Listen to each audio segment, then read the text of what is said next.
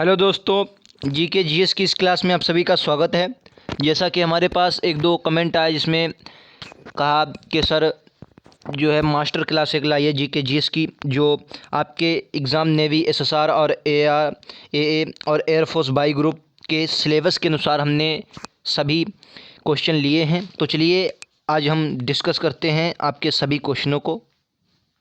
तो ये 4 लाइनें आपके लिए हैं, इन्हें ज़रूर देखिएगा। कि ना झुकने दिया तिरंगे को, ना युद्ध कभी ये हारे हैं, भारत माता तेरे वीरों ने दुश्मन चुन चुन कर मारे हैं। तो ये नेवी को लाइनें समर्पित हैं। इंडियन नेवी के दिवस पर ये लाइनें कही गई थीं। तो चलिए आज हम अपने क्लास को शुरू करते हैं और अच्छे क्वेश्चन हैं उन पर चर्चा करेंगे।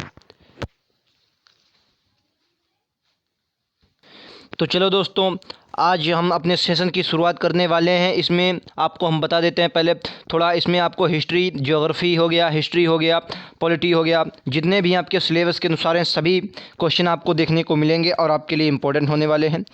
सबसे पहले यही कहूँगा, अगर आपने अभी तक हमारे चैनल को सब्सक्राइब नहीं किया है तो सब्सक्राइब करें और बेल आइकन दबाएं, जो आपके लिए बहुत इंपॉर्टेंट है, जिसमें आपको हर तरह डिफेंस रिलेटेड वीडियो आपको मिलते रहेंगे जो आपके लिए बहुत महत्वपूर्ण होने वाले हैं। जीके जीएस और फिज़िक्स की जो मास्टर क्लास है वो भी आपको मिल जाएगी, बहुत इंपॉर्टेंट वो भी क्लास है, उसे भी आप देखना ना भूलें। उसमें भी आपको लगभग 50 क्वेश्चन करवाएंगे और इसमें इस क्लास में भी हम लगभग 50-60 क्वेश्चन करवाएंगे। और कितने? सिर्फ 20 से 25 मिनट में जल्दी क्वेश्चन करेंगे। तो चलिए ज़्यादा देर ना करते हम शुरू कर देते हैं और पहला क्वेश्चन की ओर चलते हैं। पहला क्वेश्चन कह रहा है, मुगल सम्राट जहांगीर की कब्र कहाँ है? मुगल सम्राट जहांगीर की कब्र कहाँ है? 4 ऑप्शन आपको दिए गए हैं, इसका राइट आंसर क्या हो जाएगा? Option number C. Option number C इसका राइट आंसर हो जाएगा, यानी कि जो जहांगीर की कब्र है कहाँ? लाहौर में है। अगला क्वेश्चन कह रहा है, भारत में खरोष्टी लिपि, वेरी इंपॉर्टेंट क्वेश्चन है, भारत में खरोष्टी लिपि किसने स्थापित की थी? जो खरोष्टी लिपि है किसने स्थापित की थी? इसका राइट आंसर हो जाएगा ऑप्शन नंबर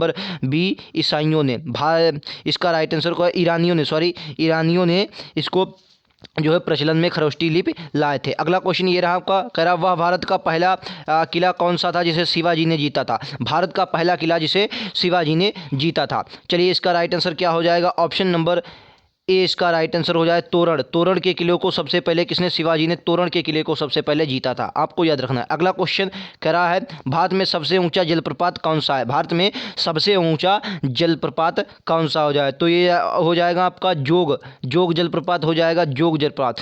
और कुछ साक्ष्यों से अगर अब आप बात करेंगे तो यहाँ पर आपका एक आता है ऊंचिकल जलप्रपात। ऊंचिकल अगर वो ऑप्शन में आपका होता तो उसे हम टिक करते, क्योंकि ऊंचिकल जलप्रपात सबसे ऊंचा है, लेकिन इन ऑप्शनों में देखें तो जोग जलप्रपात आ जाए। ऊंचिकल जलप्रपात वैसे आपको याद रखना सबसे ऊंचा है। अगला क्वेश्चन ये रहा आपका, भारत का प्रथम मुख्य चुनाव आयुक्त कौन था? भारत का प्रथम मुख्य चुनाव आयुक्त कौन था? राइट आंसर क्या हो जाएगा? Option number B, Sukumar Sen इसका राइट आंसर हो जाएगा। सुकुमार सेन इसका राइट आंसर हो जाएगा। अगला क्वेश्चन ये रहा आपका, भारत का प्रथम भारतीय प्रायोगिक अंतरिक्ष अनुसंधान उपग्रह था, कौन सा हो जाएगा? तो इसका राइट आंसर हो जाएगा ऑप्शन नंबर ए, एप्पल हो जाएगा, प्रायोगिक अंतरिक्ष अनुसंधान उपग्रह, आपको याद रखना है। जल्दी क्वेश्चन करेंगे, कम समय में ज़्यादा क्वेश्चन करेंगे। आज लगभग 25 से 30 क्वेश्चन करेंगे। क्वेश्चन कह रहा है, भारतीय भूमि से छोड़ा जाने वाला पहला उपग्रह कौन सा था? भारतीय भूमि से अगर बात करेंगे तो इसका राइट आंसर हो जाएगा ऑप्शन नंबर ए,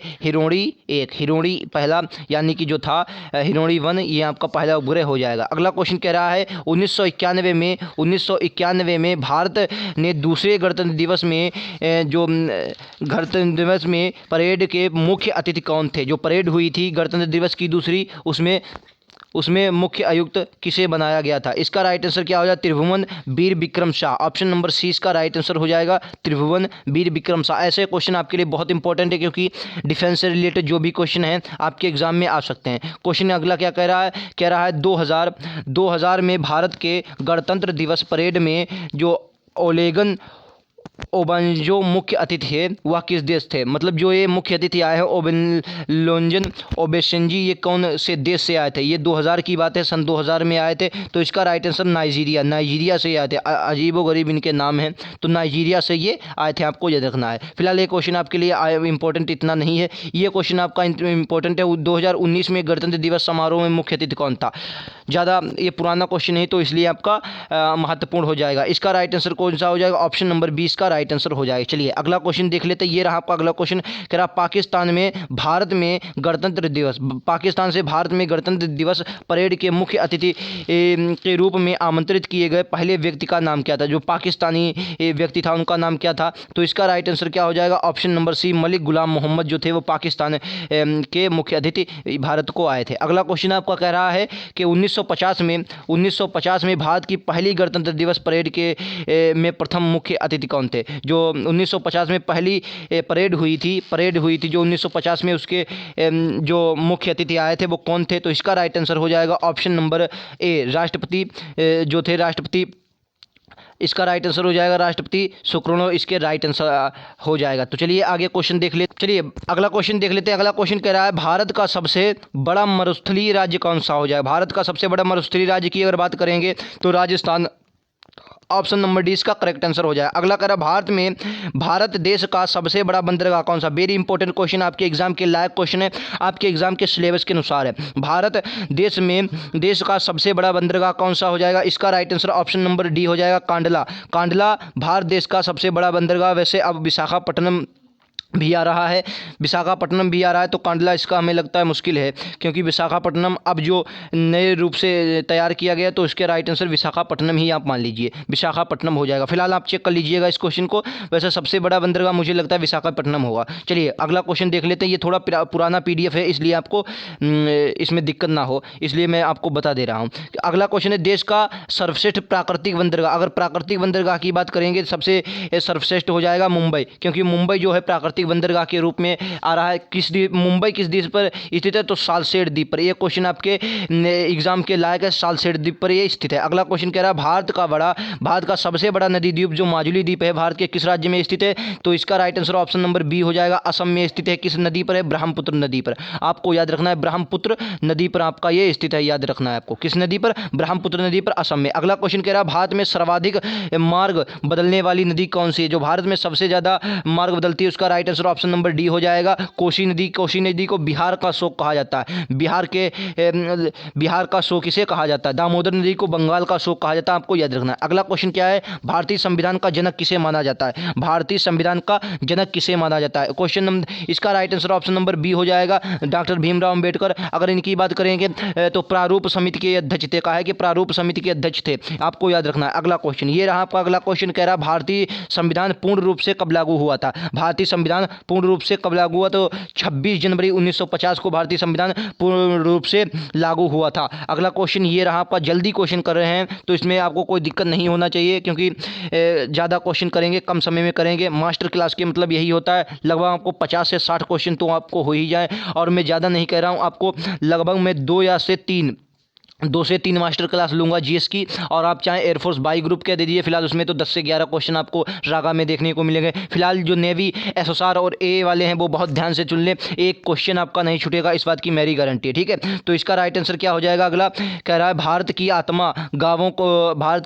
आत्मा गाँव में निवास करती है, यह कथन किसका है। यह कथन किसका है, इसका right answer option number C हो जाएगा, गांधी जी इसका राइट आंसर हो जाएगा। चलिए अगला क्वेश्चन ये रहा आपका, राष्ट्रीय ग्रामीण का निर्माता किसे माना जाता है। कह रहा राष्ट्रीय ग्रामीण का निर्माता किसे माना जाता है। तो इसका राइट आंसर ऑप्शन नंबर हो जाएगा सी, हैदराबाद। हैदराबाद को माना जाता है राष्ट्रीय ग्रामीणों का निर्माता। अगला क्वेश्चन कह रहा है बुलंद दरवाजा निम्नलिखित में से संबंधित है, किस आदमी से संबंधित। तो अकबर से बुलंद दरवाजा फतेहपुर सीकरी वाला अकबर से संबंधित है। अब इसमें था गुजरात विजय पर बनाया गया था ये, क्लियर। अगला क्वेश्चन कह रहा है किस मुगल सम्राट के शासनकाल में स्वर्णिम युग कहा जाता है। स्वर्णिम युग किसे कहा जाता है। तो इसका इसका राइट आंसर हो जाएगा ऑप्शन नंबर सी, शाहजहां को शासनकाल को स्वर्णिम युग कहा जाता है। क्यों? से जो शाहजहां थे ये वास्तुकला के प्रेमी थे, वास्तुकला के प्रेमी थे, और इनके पिता जो थे जहांगीर काहे के प्रेमी थे? ये चित्रकला के प्रेमी थे, चित्रकला के प्रेमी थे। तो भी वास्तुकला के प्रेमी थे शाहजहां, इसलिए इन्हें जामा मस्जिद वगैरह सब कुछ बनवाया। अगला क्वेश्चन कह रहा है गायत्री मंत्र का सर्वप्रथम उल्लेख कहाँ मिलता है?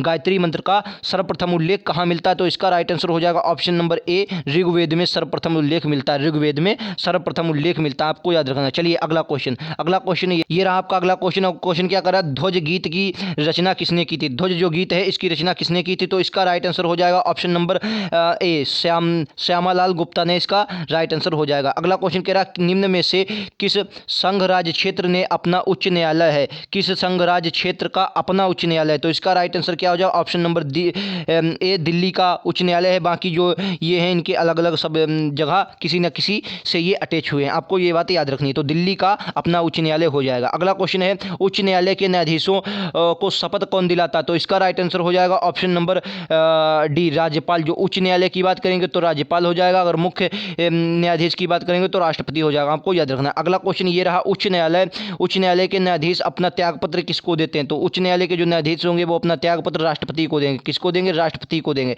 और सुप्रीम कोर्ट का वो भी राष्ट्रपति को देगा। अगला क्वेश्चन धन विधेयक किस सदन में प्रस्तुत किया जाता है? धन विधेयक जो है और सिर्फ कहाँ प्रस्तुत किया जाता है धन विधेयक? तो वो लोकसभा में प्रस्तुत किया जाता है। राज्यसभा में जब जाता है तो राज्यसभा इस पर अपना मत नहीं दे सकती, मतलब इस पर वो कोई कार्यवाही नहीं करती। सिर्फ 14 दिन या दो हफ्ते माना जाए, 2 हफ्ते अपने पास रख सकती है और उसके बाद ये धन विधेयक पुनः लौटा दिया जाता है। इस पर राज्यसभा का कोई हस्तक्षेप नहीं होता। अगला क्वेश्चन है राज्य सरकार की वास्तविक कार्यपालिका शक्ति किसमें निहित होती है? जो राज्यसभा सरकार की वास्तविक कार्यपालिका जो शक्ति होती है वो किसमें? ऑप्शन नंबर सी, मुख्यमंत्री में निहित होती है। ये रहा आपका अगला क्वेश्चन क्या कर रहा है? भारतीय संसदीय व्यवस्था में संसद के कितने सत्र होते हैं? तो संसद के अगर सत्र पूछेंगे तो संसद के 3 सत्र होते हैं। भारतीय संसदीय व्यवस्था में संसद के कितने सत्र होते हैं? 3 सदन होते हैं, राष्ट्रपति, लोकसभा, राज्यसभा। अगला क्वेश्चन है आपका भारत के मुख्य न्यायाधीश की नियुक्ति किसके द्वारा की जाती है? भारत के मुख्य न्यायाधीश की नियुक्ति किसके द्वारा की जाती है? इसका right answer option number A हो जाएगा, राष्ट्रपति के द्वारा।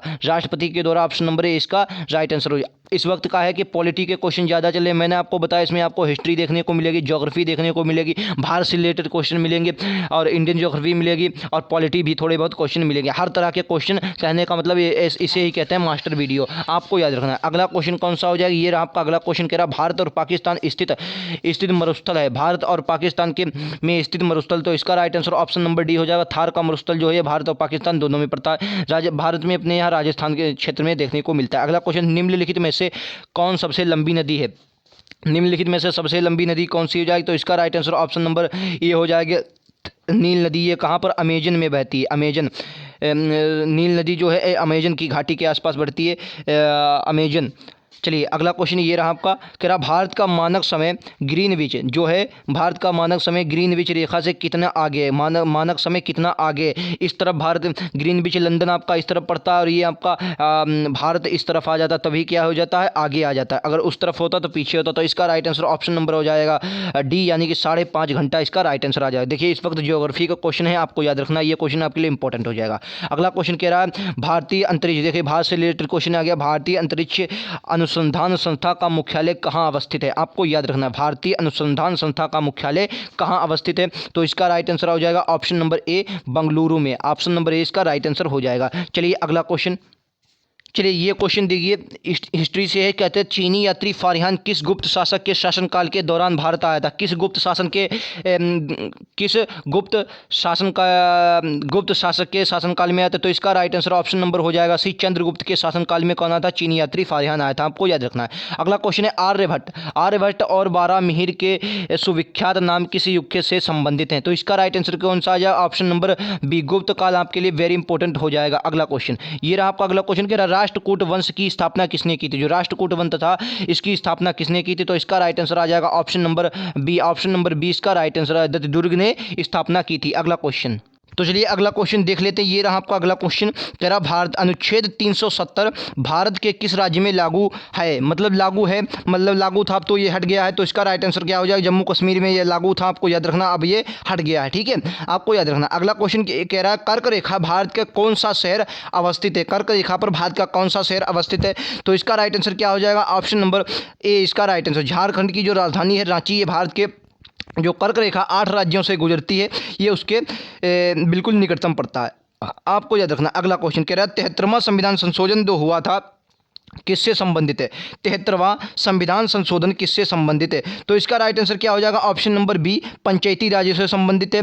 तो ये आपका इंपॉर्टेंट हो जाएगा। 42वां संविधान संशोधन आपको याद रखना है, 42वें संविधान संशोधन को मिनी कॉन्स्टिट्यूशन या लघु संविधान कहा जाता है। क्या कहा जाता है, लघु संविधान की संज्ञा दी गई, क्योंकि इसमें बहुत से संविधान संशोधन हुए थे, ये बहुत इंपॉर्टेंट हो जाता है आपके लिए। अगला क्वेश्चन ये रहा, कह रहा भारत में अपनाई जाने वाली पंचायती राज व्यवस्था की संरचना क्या है, भारत में अपनाई जाने वाली। तो इसका राइट आंसर हो जाएगा ऑप्शन नंबर बी त्रिस्तरीय पंचायती राज व्यवस्था भारत में आई है। अगला क्वेश्चन है भारत में सर्वप्रथम पंचायती राज व्यवस्था किस राज्य में लागू की गई थी। तो इसका राइट आंसर हो जाएगा ऑप्शन नंबर बी राजस्थान में सबसे पहले ये सर्वप्रथम राजस्थान में राज्य व्यवस्था लागू की गई थी। अगला क्वेश्चन है पंचायती राज्य व्यवस्था जो है व्यवस्था सदस्यों के निर्वाचन हेतु न्यूनतम आयु कितनी निर्धारित की गई। तो इसका राइट आंसर ऑप्शन नंबर 21 साल होगी, 21 साल जो है रखी गई है आयु। अगला क्वेश्चन ये रहा 74वां संविधान संशोधन, वेरी इंपॉर्टेंट क्वेश्चन है।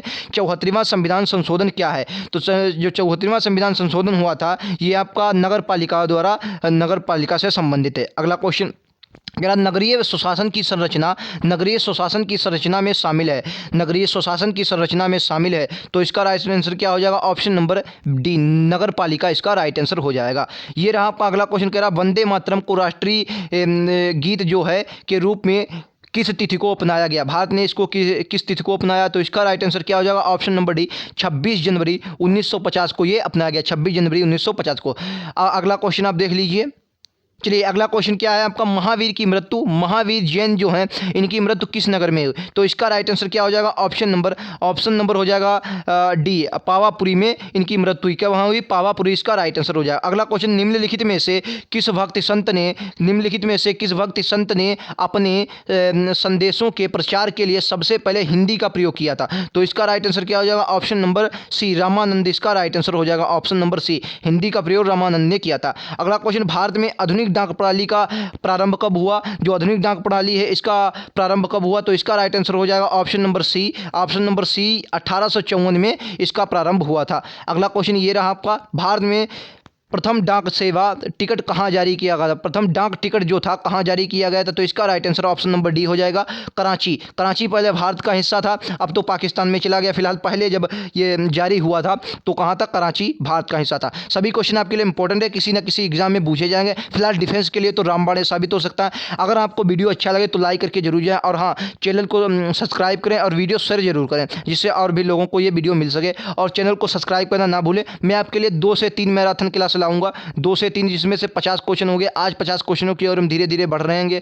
हाँ जल्दी क्वेश्चन कर रहे हैं, क्योंकि कम समय में आपको क्वेश्चन हो जाए। चलिए अगला क्वेश्चन ये रहा आपका, कह रहा डाक विभाग की स्थापना कब हुई थी, डाक विभाग की स्थापना कब हुई थी। तो इसका राइट आंसर क्या हो जाएगा, ऑप्शन नंबर इसका ए हो जाएगा 1854, अभी हमने पहले भी देखा था 1854 में। अगला क्वेश्चन ये रहा, भारत में डाक टिकट किस गवर्नर जनरल के शासनकाल में शुरू हुआ, वेरी इंपॉर्टेंट क्वेश्चन, किस गवर्नर जनरल के शासनकाल में शुरू हुआ था। तो इसका राइट आंसर हो जाएगा option number C lord Dalhousie ने जो थे ये डाक विभाग के शुरुआत प्रारंभ करता है। अगला क्वेश्चन है भारत में जो है डाक सूचकांक के कुल कितनी शाखाएं होती हैं। तो इसका राइट आंसर क्या हो जाएगा, ऑप्शन नंबर बी आपको याद रखना है। अगला क्वेश्चन, संपूर्ण विश्व में संचार का सबसे तेज और सस्ता साधन क्या है। तो वर्तमान में जो संचार का सबसे तेज और सस्ता साधन चल रहा है उसे ईमेल कहते हैं। क्या कहते हैं, उसे ईमेल कहते हैं। अगला क्वेश्चन ये रहा, भारतीय नेपोलियन की उपाधि किसे दी गई, भारतीय नेपोलियन की उपाधि किसे दी गई। तो इसका राइट आंसर क्या हो जाएगा, ऑप्शन नंबर डी समुद्रगुप्त को दी गई, क्योंकि समुद्रगुप्त ने पूरे भारत पर राज किया था और श्रीलंका के कुछ क्षेत्रों को भी जीता था। अपने भारत को छोड़कर श्रीलंका के भी क्षेत्रों को कुछ जीता था, पूरे भारत पर तो किए था शासन। अगला क्वेश्चन ये रहा आपका, कह रहा आयुर्वेद वेद चिकित्सका भवंतिका किसके से मानते हैं। तो इसका राइट आंसर क्या हो जाएगा, ऑप्शन नंबर सी इसका धन्वंतरी इसका राइट आंसर हो जाएगा। अगला क्वेश्चन है, इलाहाबाद के स्तंभ में किसकी उपलब्धियां उत्कीर्ण हैं? इलाहाबाद के स्तंभ में किसकी उपलब्धियां उत्कीर्ण हैं? तो इसका राइट आंसर क्या हो जाएगा, आपको याद रखना है, इसका राइट आंसर हो जाएगा ऑप्शन नंबर डी, यानी कि जो इलाहाबाद उपलब्धियां के मतलब ये है कि इलाहाबाद के स्तंभ से क्या है कि साक्ष्य मिले, तो समुद्रगुप्त के साक्ष्य ज़्यादा मिले। सभी क्वेश्चन आपके लिए इंपॉर्टेंट है, चैनल को सब्सक्राइब करना ना भूलें, जो आपके लिए बहुत महत्वपूर्ण वाला। और अगली बार जो आएगी मैराथन क्लास वो इसी जीएस से रिलेटेड होगी, और उसमें मैं यही चाहूँगा कि वो क्वेश्चन आए जो एग्जाम में। इस बार हम प्रीवियस ईयर क्वेश्चन उठाने की कोशिश करेंगे, जितना भी डाटा मिल सकेगा मैं प्रीवियस ईयर से लूँगा, जिससे आपकी तैयारी और भी मजबूत हो जाए। फिलहाल क्वेश्चन ये भी आपके लिए बहुत इंपॉर्टेंट है। अगला क्वेश्चन कह रहा कवि कालिदास, जो कवि कालिदास है इनकी किसके राज कवि थे, मतलब किसके शासनकाल में थे? तो इसका राइट आंसर क्या हो जाएगा, ऑप्शन नंबर बी, चंद्रगुप्त, यानी कि गुप्त साम्राज्य के ये भी समकालीन हैं, चंद्रगुप्त इसका राइट आंसर हो जाएगा।